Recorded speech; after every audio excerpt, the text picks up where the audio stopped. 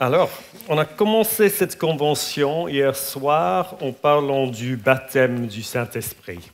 Et hier soir, on a vu des différentes raisons pour lesquelles on peut avoir cette certitude que cette promesse est vraiment pour chacun d'entre nous. Ce n'est pas seulement une promesse pour les premiers disciples, ce n'est pas seulement une promesse pour ceux qui ont été des chrétiens depuis de longues années, mais c'est pour nous ici, aujourd'hui. Le Seigneur veut nous remplir de son Saint-Esprit. Pour tous ceux qui sont au loin, en aussi grand nombre que le Seigneur, notre Dieu, les appellera à lui. C'est nous. La promesse est pour nous. Et alors nous pouvons avoir la foi, pas un espoir vague que peut-être un jour le Seigneur, peut-être il me verra et il prendra plaisir à faire une petite bénédiction pour moi. Non, il a promis que c'est sa volonté pour tous ses enfants. Il y a quelques semaines, je suis allé en Corée du Sud. Donc, j'ai quitté l'église pour quelques semaines et apparemment, les choses se passent quand le pasteur n'est pas là. En fait, dans mon église demain, il y aura des baptêmes, mais je ne suis pas là. Parce que c'est bon que les choses se passent quand le pasteur n'est pas là. On n'a pas besoin du pasteur, on a le Seigneur. Donc, il donne des pasteurs et c'est une bonne chose, mais c'est le Seigneur dont on a besoin. Mais quand j'étais hors du pays, je suis de retour et une femme dans l'église s'est approchée de moi lors de mon retour. Elle a dit « Oh, pasteur, je voulais te dire que quelque chose s'est passé quand tu n'étais pas là. » Et je commençais à avoir un peu de peur parce que quand quelqu'un dit quelque chose comme ça, bien souvent, ce n'est pas quelque chose de bon. Mais tout le monde veut te dire quand les mauvaises choses se passent et normalement, personne ne te le dit quand quelque chose de bon s'est passé. Mais cette fois-ci, c'était quelque chose de très bon. Parce que cette femme, elle s'est approchée de moi, elle a dit « Pasteur, je voulais juste te dire que quand tu étais hors du pays, je me suis rendu compte du fait que j'ai besoin de plus de le Seigneur dans ma vie. Je priais et je me suis remarqué le fait que j'ai besoin de la puissance de Dieu pour ma vie de prière. Et alors, j'ai dit, Seigneur, je veux que tu me remplisses de ton Saint-Esprit. Et il l'a fait. Et je commençais à prier en langue. Et je ne l'ai jamais fait avant. Et après, le lendemain, je me suis demandé pourquoi n'ai-je jamais demandé au Seigneur ce don avant. Je suis chrétienne depuis 25 ans et je n'ai jamais demandé au Seigneur le don de son Saint-Esprit. Et dans ces dernières semaines, elle a dit qu'elle a grandi plus dans les 6 dernières semaines que pendant 25 ans dans l'Église. Parce que la présence du Saint-Esprit dans sa vie, le baptême du Saint-Esprit a fait autant de différence. Donc c'est très facile pour nous à penser, ah oui, on sait que nous avons tous le Saint-Esprit en nous, nous sommes sauvés, on ne peut pas être sauvé sans le Saint-Esprit. Mais il y a encore plus que le Seigneur veut faire pour nous. Et il nous donne cette promesse de quelque chose de plus, de ce baptême du Saint-Esprit qui change tout. Il veut faire des choses puissantes dans nos vies à travers le baptême du Saint-Esprit. Donc, hier soir, on a parlé de pourquoi on peut avoir confiance en cette promesse pour nous. Et ce soir, je veux penser à la question de pourquoi le Seigneur veut-il nous remplir de son Saint-Esprit? Parce que bien souvent, on peut parler du baptême du Saint-Esprit, on peut nous focaliser sur le parler en langue comme signe du baptême du Saint-Esprit. On peut focaliser sur le fait que le baptême du Saint-Esprit n'est pas la même chose que la nouvelle naissance. On peut focaliser sur ces choses-là. Mais en fin du compte, est-ce qu'on sait ce que c'est le baptême du Saint-Esprit? Est-ce qu'on sait pourquoi le Seigneur veut nous baptiser de son Saint-Esprit? Et ça nous aidera à voir dans la parole de Dieu pourquoi le Seigneur veut autant nous donner ce don. Alors, la première raison, c'est que Jésus veut nous remplir de son amour. Il est un Dieu d'amour. Le premier épître de Jean nous dit que Dieu est amour. Donc ça, c'est sa nature. Il est le Dieu, ce n'est pas simplement un Dieu qui aime de temps en temps, mais depuis toujours, il est le Dieu qui est amour. Depuis toute éternité, il est le Père qui aime son Fils dans la joie du Saint-Esprit. Donc chaque fois qu'on pense à la Trinité, il faut penser à le Dieu qui est amour. Le Dieu qui est plein d'amour. Et il veut partager cet amour qui est au sein de la Trinité avec nous, ses enfants. Il veut nous inviter à entrer dans cet amour, l'amour qui existe entre le Père, le Fils et le Saint-Esprit.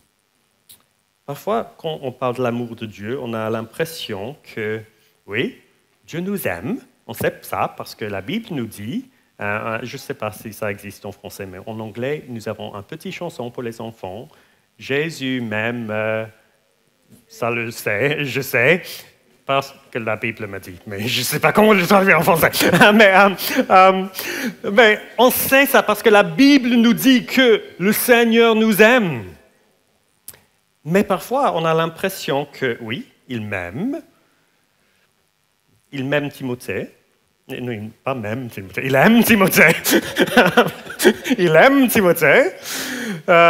Il aime Philippe. Il aime Marie-Fée. Donc, il aime plein de monde. Et peut-être j'ai le sentiment qu'il aime Jean-Luc plus que moi. Parce que je vois les grandes choses que le Seigneur fait dans la vie de Jean-Luc. Je vois les grandes choses que le Seigneur fait dans la vie de Gilbert. Je vois les grandes choses que le Seigneur fait dans la vie des autres personnes et je commence à avoir ce sentiment, oui, il m'aime, mais peut-être pas autant qu'il aime les autres. Et puis, je vois Jésus et j'ai cette impression que, oui, il aime son Fils. Et il a autant d'amour pour son Fils. Et on peut avoir cette mécompréhension et commencer à penser que le Père aime son Fils, mais son amour pour moi, c'est complètement différent. Donc c'est comme si j'avais un petit enfant. Je n'ai pas d'enfant, mais si j'avais un enfant, peut-être, en fait, c'est plus facile si on prend un exemple de quelqu'un qui a un enfant. Okay. Parce que les tons en français, la grammaire, c'est trop compliqué autrement. Donc, Eric, il a des enfants. Donc, Eric, je suppose qu'il aime ses fils. Oui, c'est vrai? OK, bien. Il aime ses fils. Et il se peut que un de ses fils a des copains et qui sont bien souvent à la maison et il les connaît très bien et peut-être il les aime. Ils sont toujours là, il a l'habitude d'eux, il les aime. Mais ce n'est pas la même que l'amour qu'il a pour ses propres fils. Et parfois, dans la vie chrétienne, on a ce sentiment. Nous sommes un peu comme les bons copains du Seigneur Jésus et donc le Père, il nous tolère. Il est assez heureux de nous voir, mais ce n'est pas la même chose que l'amour qu'il a pour son Fils. Mais ce n'est pas ça que la Bible nous dit. Parce qu'en fait, quand Jésus a prié, dans Jean chapitre 17, le jour où il fut arrêté, il a prié à propos de l'amour que le Père a pour lui. Il a prié, il a dit, « Père, que l'amour que tu as pour moi soit en eux. » Le même amour. Donc, le Seigneur nous aime avec le même amour qu'il a pour son Fils. Donc, je ne peux pas dire qu'il aime Timothée plus que moi. je ne peux pas même dire je peux pas dire qu'il aime quelqu'un d'autre plus que moi, parce que je partage l'amour véritable qui existe depuis toute éternité entre le Père et son Fils. Donc, nous sommes unis à Jésus. C'est ça ce que ça veut dire d'être sauvé. Quand on met sa foi en Jésus-Christ, le Saint-Esprit nous unit à Jésus, et alors, là où il est, nous sommes aussi. Et où est-il? Il est dans la plénitude de la mort du Père. Il vit dans la plénitude de la mort du Père. Et alors nous vivons dans la plénitude de la mort du Père pour son Fils. Nous sommes des fils et des filles adoptifs. Mais nous sommes vraiment... Ce n'est pas simplement un mot. Il ne nous appelle pas simplement des fils et des filles juste pour rigoler, non. C'est parce que nous sommes vraiment des fils et des filles du Dieu très haut. Il nous aime avec le même amour qu'il a pour son Fils, le Seigneur Jésus. Et en fait, quand il nous remplit de son Saint-Esprit, il veut déverser cet amour dans nos cœurs. En Ésaïe, chapitre 44, Ésaïe, chapitre 44, le Seigneur parle à propos de ce déversement du Saint-Esprit. Et il dit, « En effet, je verserai de l'eau sur la terre qui a soif et des ruisseaux sur le terrain sec. Je déverserai mon esprit sur ta descendance et ma bénédiction sur tes rejetons. Ils pousseront au milieu de l'herbe comme les saules près des courses d'eau. L'un dira, « J'appartiens à l'Éternel. » L'autre voudra porter le nom de Jacob. Un autre écrira sur sa main « Propriété de l'Éternel » et prendra avec fierté le nom d'Israël. Qu'est-ce que ça va dire à nous? Mais nous ne sommes pas les Israélites. Mais le Seigneur dit ici que quand il déverse son esprit sur son peuple, tout d'un coup, ils reconnaissent la réalité qu'ils appartiennent à l'Éternel, qu'il est le nôtre et nous sommes les siens. Il est à moi et je suis à lui. C'est quelque chose que je peux le connaître dans ma tête parce que la Bible me le dit, mais par le baptême du Saint-Esprit, tout d'un coup, ça devient la réalité que j'expérience dans mon cœur. Il est à moi, je suis à lui, j'appartiens à l'Éternel. Pas simplement comme un objet qui appartient à quelqu'un, ce n'est pas comme ce clavier appartient à quelqu'un, mais j'appartiens à lui comme son fils. Il a de l'amour pour moi. Je partage l'amour qui existe depuis toute éternité au sein du Dieu trinitaire. Il m'aime vraiment. Alors, en Galates, chapitre 4, verset 6, l'apôtre Paul nous explique ce qui se passe quand le Saint-Esprit est déversé sur nous. Galates, chapitre 4, verset 6. Si je le trouve maintenant. En fait. Et parce que vous êtes ses fils, Dieu a envoyé dans votre cœur l'esprit de son Fils qui crie « Abba, Père ». Parce que vous êtes ses fils, nous sommes déjà ses fils par l'adoption en Jésus-Christ. Le moment quand, dans sa vie au Seigneur, on est un fils adoptif de Dieu. Nous sommes tous les fils dans la Bible, les fils et les filles. La Bible utilise le même mot pour nous tous, parce que nous avons tous le même héritage en lui. Il n'y a pas de distinction entre les femmes et les hommes dans la famille de Dieu, parce que nous partageons le même salut, le même héritage en Jésus-Christ. Et alors nous sommes tous des fils en Jésus qui est le vrai Fils du Dieu. Alors, nous sommes déjà des fils, mais maintenant, parce que nous sommes des fils déjà de Dieu, Dieu nous envoie dans nos cœurs le Saint-Esprit. Et le Saint-Esprit, il nous fait crier « Abba, Père ». Il nous fait reconnaître le fait que, oui, je suis vraiment un fils, une fille du Dieu très haut. J'appartiens vraiment à cette famille. Ce n'est pas simplement une étiquette que quelqu'un a mise sur moi, mais là, c'est la réalité que je vis, que j'expérimente dans mon cœur. L'Esprit nous montre que nous sommes les fils et les filles bien-aimés de Dieu. Et c'est parce que nous sommes déjà ses fils que Dieu nous remplit de son Esprit. Alors, par le Saint-Esprit, nous avons cette nouvelle expérience de ce que nous sommes déjà en Jésus-Christ. Nous sommes déjà des fils et des filles, mais maintenant, nous les expérimentons. Maintenant, nous avons cette nouvelle expérience. Maintenant, nos yeux sont ouverts pour voir la réalité de notre position, de l'amour que le Père a pour nous, le même amour qu'il a pour Jésus. Dans Romains chapitre 5, verset 5, la Bible le décrit d'une autre manière. Romains chapitre 5, verset 5. Or, cette espérance ne trompe pas parce que l'amour de Dieu est déversé dans notre cœur par le Saint-Esprit qui nous a été donné.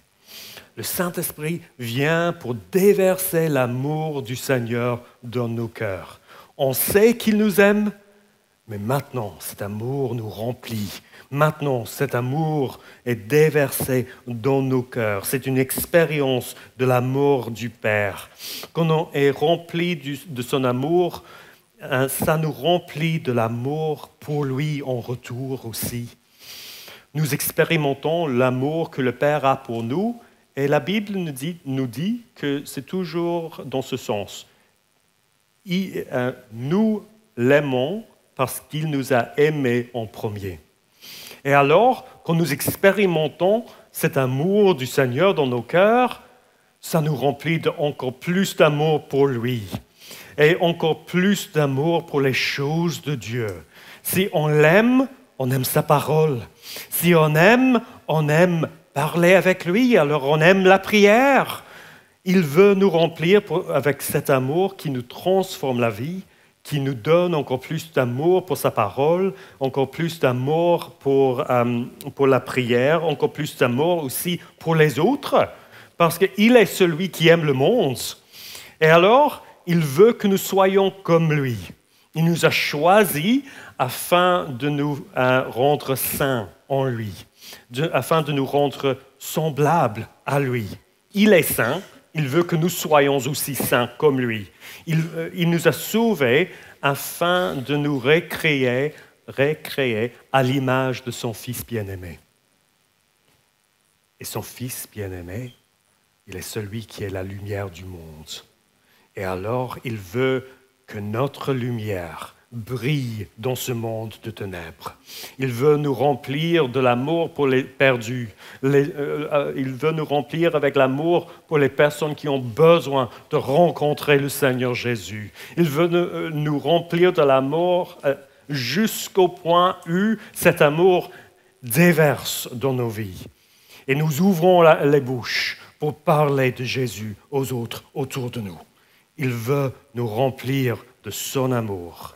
Et par son amour, nous remplir de l'amour pour lui en retour, pour l'amour pour les choses qui nous fait approcher de lui, et l'amour pour les autres, parce qu'il est le Dieu qui est plein d'amour. Jésus veut nous remplir du Saint-Esprit parce qu'il veut nous remplir de son amour. Mais il veut aussi nous remplir de son Saint-Esprit parce qu'il veut nous remplir de sa puissance. Quand Jésus a dit aux disciples dans Luc chapitre 24, avant de rentrer au ciel, avant de monter au ciel à l'ascension, il leur a donné cette instruction d'attendre à Jérusalem pour le baptême du Saint-Esprit. Et on trouve ce qu'il a dit dans Luc chapitre 24, versets 46 à 49. Le Seigneur a dit « Ainsi, il était écrit, et il fallait que cela arrive, que le Messie souffrirait et qu'il ressusciterait le troisième jour, et que la repentance et le pardon des péchés seraient prêchés en son nom à toutes les nations, à commencer par Jérusalem. Vous êtes témoins de ces choses. Et voici que j'enverrai sur vous ce que mon Père a promis. Quant à vous, restez dans la ville de Jérusalem jusqu'à ce que vous soyez revêtus de la puissance de nous. Et on sait que cette promesse a été remplie le jour de la Pentecôte, quand il a baptisé les premiers disciples avec le Saint-Esprit. Alors ça veut dire que d'être baptisé du Saint-Esprit, c'est d'être revêtu de la puissance qui vient de nous. C'est être revêtu de la puissance de Dieu dans nos vies. Dieu veut nous remplir de sa puissance. Et c'est une puissance qui nous donne la force pour partager l'Évangile avec les autres. Ici, il commence en parlant de la vérité de l'Évangile. Il parle du fait qu'il a été crucifié, qu'il a souffert pour nos péchés. Il fallait que cela arrive, que le Messie souffrirait et qu'il ressusciterait le troisième jour. Donc, avant de parler de cette puissance, Jésus leur rappelle de la bonne nouvelle. Il leur rappelle de ce qu'il a fait pour nous. Il faut que nous nous souvenions de ce que Jésus a fait pour nous. Il faut que nous nous souvenions du fait qu'il est mort à la croix pour nos péchés, qu'il est ressuscité le troisième jour pour nous donner une vie nouvelle. Mais ce n'est pas seulement pour nous ce pardon de péché, ce n'est pas seulement pour nous cette vie nouvelle. Il veut que nous partageons ça avec les autres autour de nous. Et alors, il nous remplit de sa puissance pour être des témoins de ce qu'il a fait pour nous, des témoins, pas simplement des témoins de bonnes réponses à la prière dans nos vies, ce sont de bons témoignages, mais surtout des témoins du fait que Christ est mort pour nos péchés, qu'il est ressuscité pour nous donner la vie, des témoins à l'Évangile, des témoins de Jésus-Christ. C'est pour ça que nous avons besoin de cette puissance dans nous. Alors, le Seigneur nous remplit de cette puissance. Et en fait, j'aime à la fin de l'Évangile de Marc, après l'Ascension, il y a un verset tout au fin de l'Évangile de Marc, où on voit ce que les disciples ont fait après l'Ascension. Et ça résume l'histoire de l'Église en un verset. Quant à eux, ils s'en allèrent prêcher partout, le Seigneur travaillant avec eux. Chaque fois que nous partageons l'Évangile, le Seigneur travaille avec nous. Nous ne sommes jamais seuls. Parfois, on a le sentiment que nos mots sont très, très faibles. J'ai le sentiment ce soir parce que je suis un peu fatigué, donc les mots en français sont un peu difficiles. Mais bien souvent dans la vie, nous avons cette impression que nous n'avons pas grand-chose à dire. C'est difficile, on ne sait pas où commencer pour partager l'Évangile avec les autres. On sait ce que Jésus a fait pour nous. On sait la réalité de ce qu'il a accompli à la croix. On connaît la puissance de sa résurrection, mais quand on essaie à le mettre en mots pour partager avec les autres, on a un peu peur. On se sent un peu perdu. Et on a ce sentiment que mes mots, mes paroles sont aussi faibles. Qu'est-ce qu'ils peuvent faire? Mais ce n'est pas nos mots qui vont changer les vies. C'est le Saint-Esprit qui vit en nous. Il va utiliser nos mots et à travers son travail, le Seigneur travaillant avec nous, c'est lui qui sauve nos amis. C'est lui qui sauve nos familles. C'est lui qui utilise nos paroles très faibles, nos paroles qui sont peut-être parfois un peu semées de confusion, peut-être pas à la bonne française, mais il les utilise par la puissance de son Saint-Esprit pour donner la vie à ceux qui sommes morts dans le péché. Nous sommes faibles. Mais lui, il est plein de puissance. Et en même temps, il est plein de grâce. Et il veut sauver le monde. Il veut nous l'utiliser pour le faire. Le Seigneur veut nous revêtir de puissance pour nous, afin qu'il puisse prendre nos paroles faibles et les utiliser pour donner la vie aux autres. Mais il nous remplit de puissance, pas seulement pour l'évangélisation, mais aussi pour le servir.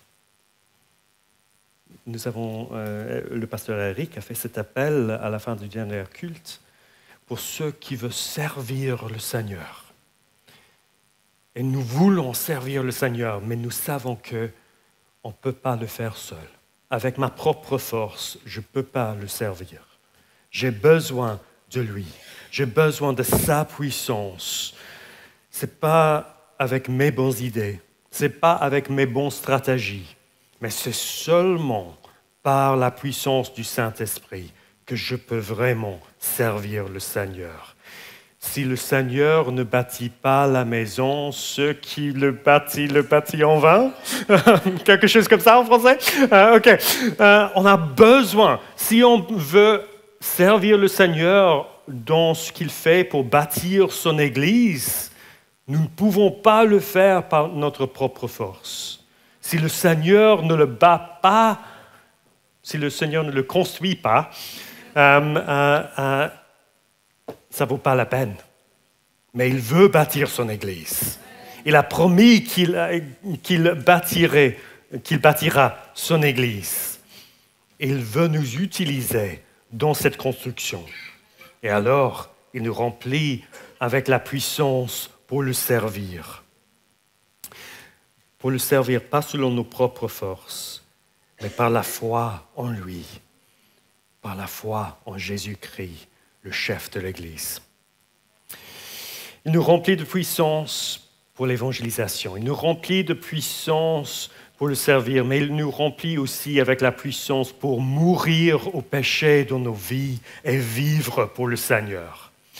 Parce que parfois, on a ce sentiment, peut-être on vient de se convertir et tout d'un coup, on se rend compte du fait que, ah oui, le Seigneur m'a pardonné, mais il y a toujours le combat avec le péché dans ma vie. Et peut-être on regarde aux pasteurs et aux personnes plus âgées dans l'Église, on pense qu'un jour je serai comme eux, je n'aurai pas de combat avec le péché. Mais ce n'est pas vrai, parce qu'ils ont le même combat. C'est peut-être avec des péchés différents, parce que le Seigneur, il mit son doigt sur une chose à la fois, bien souvent dans nos vies, mais après, il a réglé une chose, il va mettre son doigt sur quelque chose d'autre. Il y aurait, l'apôtre Jean nous dit que si nous disons qu'il n'y a pas de péché en nous, nous sommes des menteurs. Donc, il y a toujours ce combat avec le péché ici dans ce vie. Chaque jour dans la vie, il faut mourir au péché et vivre pour la justice. Vivre selon cette nouvelle vie, selon la puissance de la résurrection qui est en nous.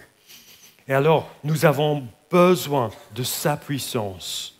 Parce que le combat contre le péché, parfois, c'est très difficile. Ça demande de la puissance, pas la puissance qu'on trouve en nous, mais la puissance qui vient du ciel. La puissance du Seigneur. Et alors, il veut nous remplir avec sa puissance afin de nous aider dans ce combat contre le péché. Dans Romains 8, verset 13, il est écrit « Si vous viviez en vous conformant à votre nature propre, vous allez mourir. Mais si par l'Esprit vous faites mourir les manières d'agir du corps, vous vivrez. En effet, tous ceux qui sont conduits par l'Esprit de Dieu sont fils de Dieu. Et vous n'avez pas reçu un esprit d'esclavage pour être encore dans la crainte, mais vous avez reçu un esprit d'adoption par lequel nous crions Abba, Père.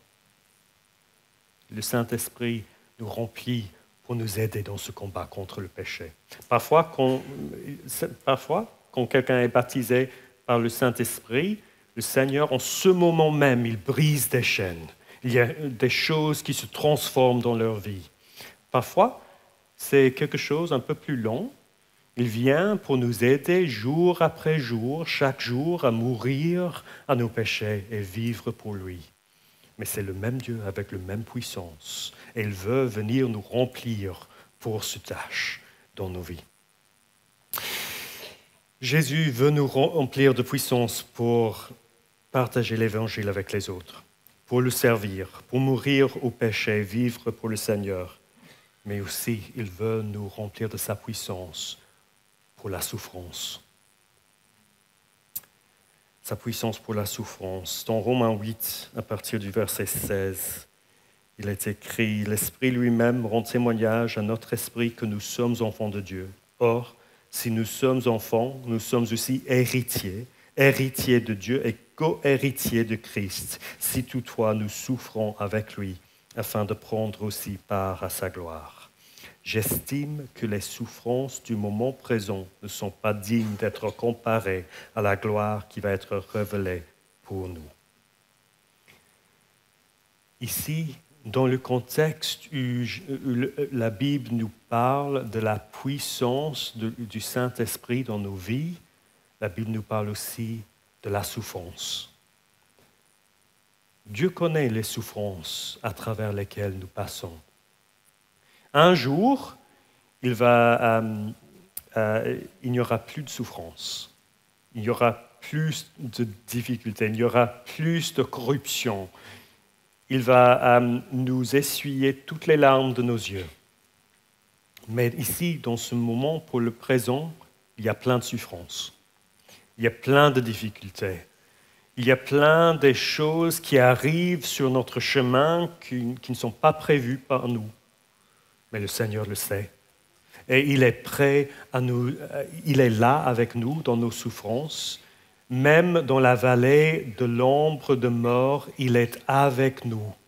Il est toujours avec nous, même dans les moments les plus difficiles.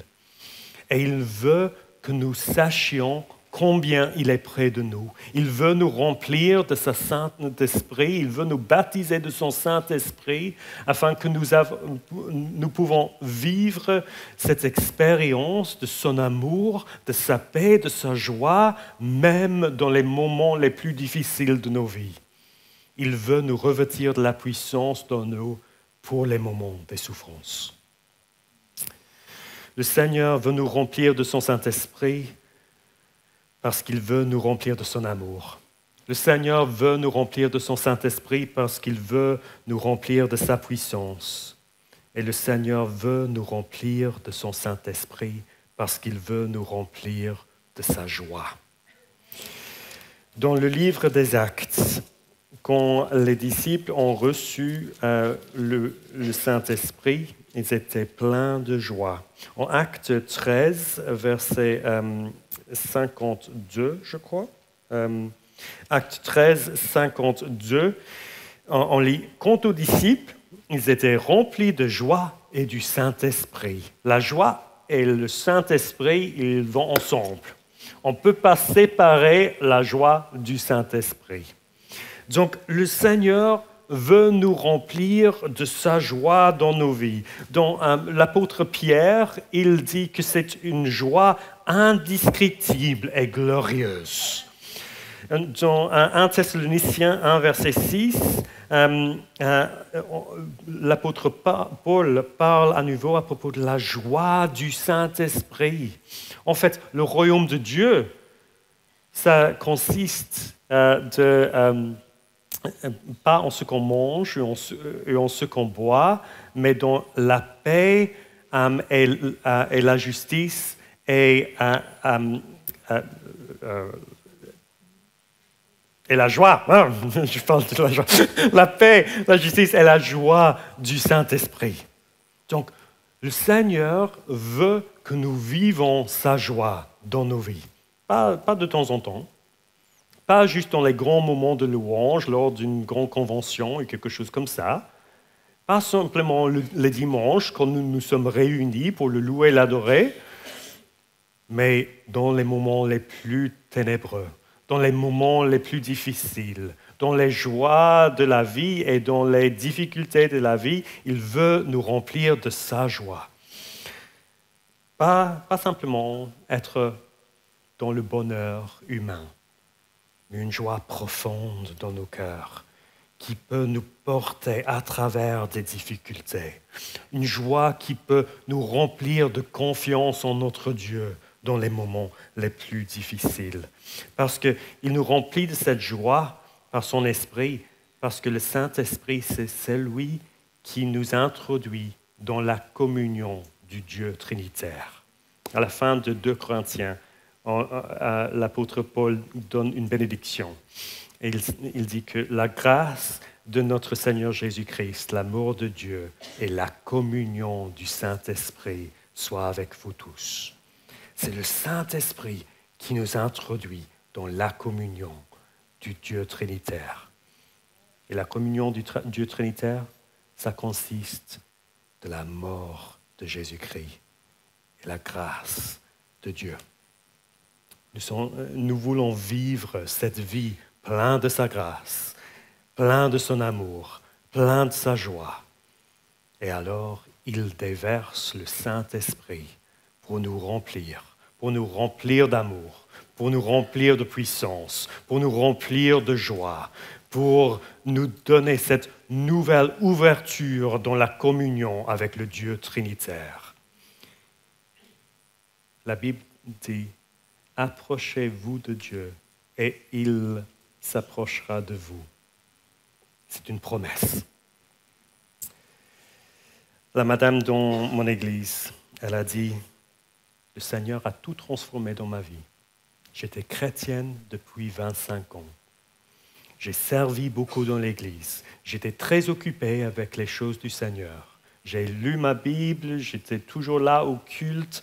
J'étais toujours très pressée pour faire les choses pour servir le Seigneur.